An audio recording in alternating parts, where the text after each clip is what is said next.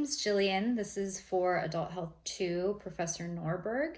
This video is going to be discussing a little bit of how the lungs function as well as asthma. As we know, the lungs are the primary organs for gas exchange. We breathe in oxygen and we breathe out CO2. That assists our bodies with our metabolic process, which is pretty in-depth, so we'll just cover the surface.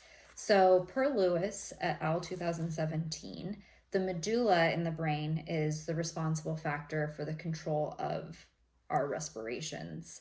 And it sends out an impulse, which is sent from that region to our respiratory muscles, and that goes through the spinal cord and the phrenic nerves. So for this project, we made a little model of the lungs and how they function. So I'm going to go over that briefly with you. But first, I wanted to talk a little bit about the different aspects of the respiratory tract. So as we know, we breathe in oxygen, so that can either go through our nose or through our mouth. And so that would be the first portion of the respiratory tract. Then going further down, goes through the pharynx, the epiglottis, down to the larynx and the trachea. And then it goes into the two bronchi that split like a fork, to the bronchioles, the more distal portion of the bronchi, then to the alveoli, which is where gas exchange occurs at the capillaries. We also want to include the intercostal muscles of the ribs and the diaphragm as part of our discussion today. So just to give you kind of a brief picture of what we're talking about. So beginning of the respiratory tract here, leading all the way down to the bronchi, going down here further, and eventually to that alveolar sac there. And then this is the diaphragm, which we're talking about today. So our little model includes the bronchi, not the beginning of the respiratory tract, and then our lungs down here and our diaphragm. So basically how this works is the diaphragm during inspiration or inhaling creates basically it flattens, and the thoracic cavity enlarges or expands, and then air is taken in from the nose or from the mouth, and it travels all the way through the respiratory tract. So as this happens, again, the diaphragm flattens. So this is actually a good view, to allow the cavity to expand and the lungs to open up. The intercostal muscles of the rib cage also help by pulling the cage outward and then widening the cavity even further. So this is kind of a weird example, but pretty much as the diaphragm flattens, then the lungs will expand, and then as it contracts, it's supposed to push the lungs up and they will deflate or push out the oxygen. But because this is kind of weird, I'm just gonna do this. So you can see the lungs expanding as the diaphragm flattens there.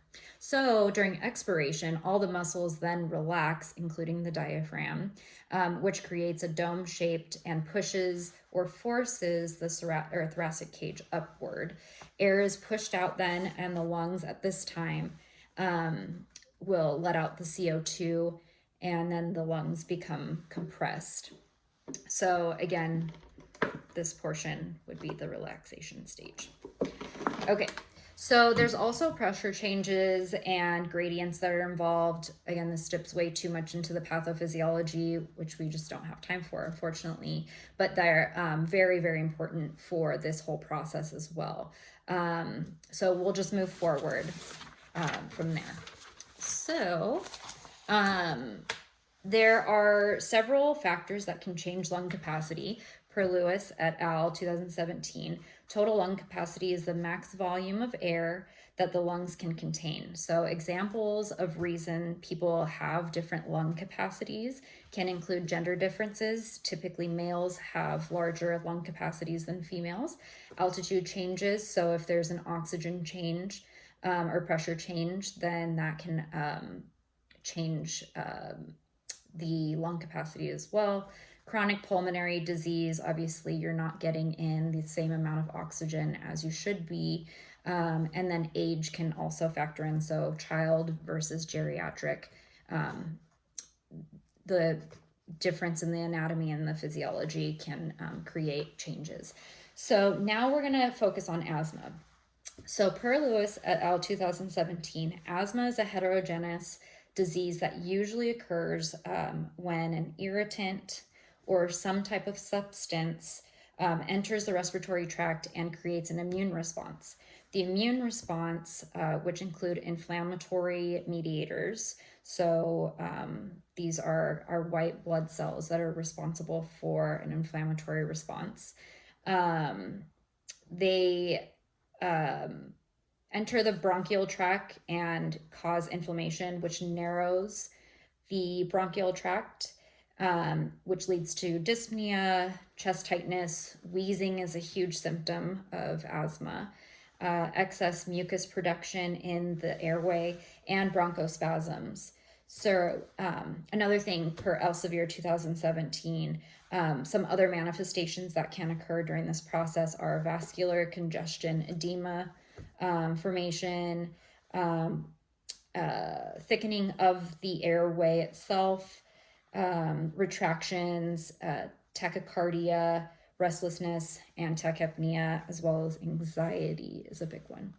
Now, moving forward, attacks can also occur with exercise and exacerbation. So it's not necessarily just an allergy or an irritant that's causing the attack. It can be other things as well. So it's important for the person that has asthma to know what will basically trigger the response, but we'll get to that in a little bit.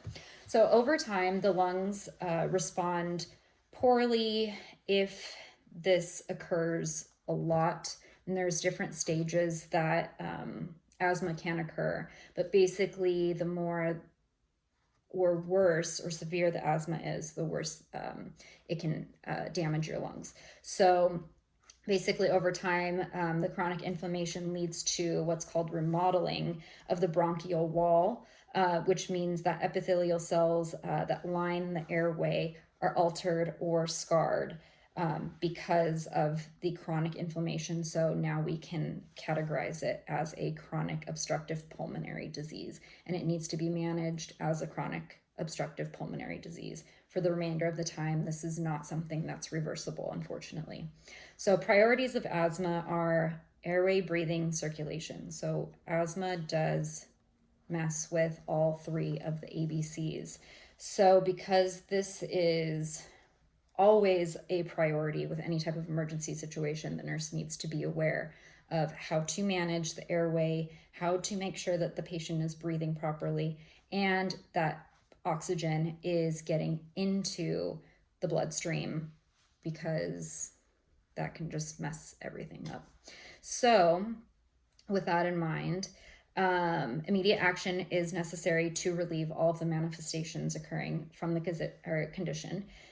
Again, it depends on the severity of the asthma attack, but some nursing interventions that can occur include assessing the patient's airway for patency, assessing lungs for effort and abnormalities like wheezing, placing the patient in high Fowler's position to help breathing, and supplementing oxygen and breathing treatments as necessary. So one thing for nurses to look out for and patients to be aware of is what's called status asthmaticus. So this is, per Chakraborty and Bassnet 2020, Status asthmaticus is a life-threatening emergency that can lead to acute respiratory failure due to extreme asthma exacerbation. This typically happens in the late phase of an asthmatic episode and creates air trapping, leading to lactic acidosis and respiratory acidosis. So now we're going to start talking about asthma medications, which are part of the immediate treatment as well, and something that in a previously diagnosed asthmatic patient should have on hand. So our beta 2s, beta 2 agonists, are medications that help with smooth muscle relaxation and are often referred to as bronchodilators. These can be short acting, which is albuterol, which is a rapid relief medication, or we call it an emergency inhaler, or long acting, such as salmeterol, that prevent asthma attacks.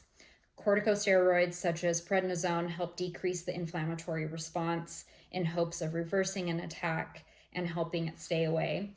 Anticholinergics, such as ipratropium, help reduce bronchospasms and bronchoconstriction. They can also help reduce mucus production in the airways. And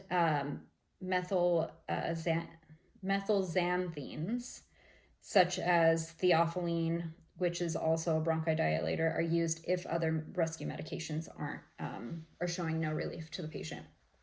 So the beta 2s are the steroids, and the anticholinergics are typically inhaled through a specialized inhaler, and they're taken 5 to 10 minutes apart from each other.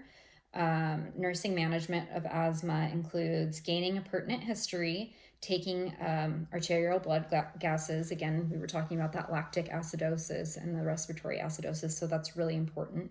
Doing a full head-to-toe assessment and a focus assessment of the respiratory tract, getting vitals, determining lung function, and oxygen saturation. So the goals of the asthmatic patient are to relieve the asthma attack, maintain oxygen saturation above 90%, hydrate as needed, and reduce anxiety related to asthma, as well as show effective health maintenance related to asthma when they go home from the hospital.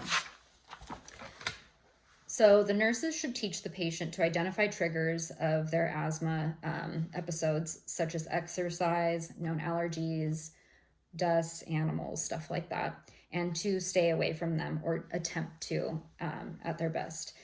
They should increase fluid, eat a healthy diet, get enough rest, and promote ways to decrease anxiety, because anxiety is a huge thing that can actually worsen asthma when asthma attacks are occurring. So teaching patients to try to just relax as best as they can during those times. So breathing techniques or medication can work really well. You should teach the importance of medication adherence and the difference between the medications. So one thing some patients have difficulty understanding is that albuterol is meant as an emergency inhaler during asthma attacks, and some people will maybe just kind of take it willy-nilly, and it's just not what it's meant for.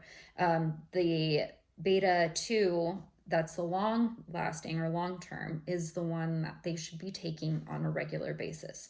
So it's really important differentiating between those. Regular checkups to monitor medication responsiveness and lung function are extremely important and necessary to maintain asthma and prevent further damage. And then always get medical assistance when an emergency occurs, whether it be to an asthma attack, knowing the signs and symptoms of that, and then to any additional side effects like from the medications or what have you. Making sure that the patient wear an asthma bracelet, I think that that's super important, or have somebody that knows that they are having an asthma attack when they are, and they can help.